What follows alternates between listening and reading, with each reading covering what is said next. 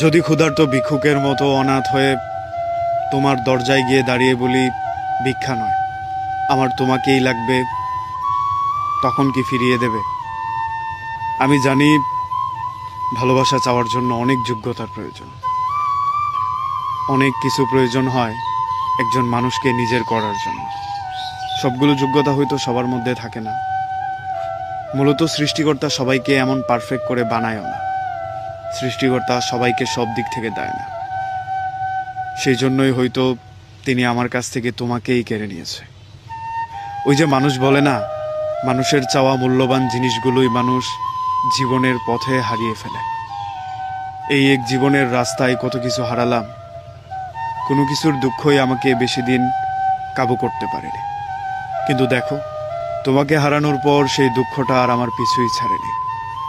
এই মুসাফিরের রাস্তায় আমি যত দিন হেঁটেছি, ততদিন তোমাকে হারানোর ব্যথাটা আমাকে পিছু তাড়া করেছে, আমাকে প্রশ্ন করেছে, নিজেকে বারবার নিজের জায়গা থেকে নড়িয়ে দিয়েছে।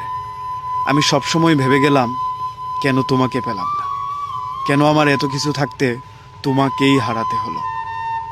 আমার ক্লাস 10-এ যখন জ্বর হয়, তখন আমি পরীক্ষা দিতে পারিনি। তারপর আর কোনো বন্ধু বান্ধবদের সাথে আমার দেখাও হয়নি। সেই জিনিসটা আমাকে আঘাত করেছিল, কিন্তু সেই দুঃখটা স্থায়ী হয়নি। কষ্ট পেয়েছি, আবার ভুলেও গিয়েছি। তারপর যেদিন আমার বোনের বিয়ে হলো, সেদিন আমার কষ্ট হয়েছিল, কারণ তার সাথে আর আমি এইটা ওইটা নিয়ে ঝগড়া করতে পারবো না। তারপর যেদিন দাদু বিদায় নিল, সেদিনও দুঃখ হলো। এই দুঃখগুলো কোথাও না কোথাও গিয়ে পরিসমাপ্ত হয়েছে, কোনো কিছু দিয়েই আবার মিলিয়ে নিয়েছি। কিন্তু তোমাকে হারানোর দুঃখটাই বোধহয় এই জীবনে আমি আর মিলাতে পারলাম না। কোথাও প্রশ্ন করে পেলাম না, কত কিছু ফেরত পাওয়ার জায়গা থাকে, শুধু আমি আফসোস করে তোমাকে ফেরত পাওয়ার জায়গাটাই খুঁজে পেলাম না।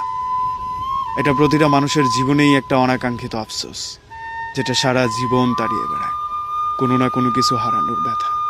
মানুষ এইসব ব্যথা বুকের এক পাশে কবর দিয়েই বেঁচে থাকে, নিজেকে প্রশ্ন করেই সামনে এগোয়, নিজের দুঃখ নিজের ভেতরেই দাফন করে রাখে।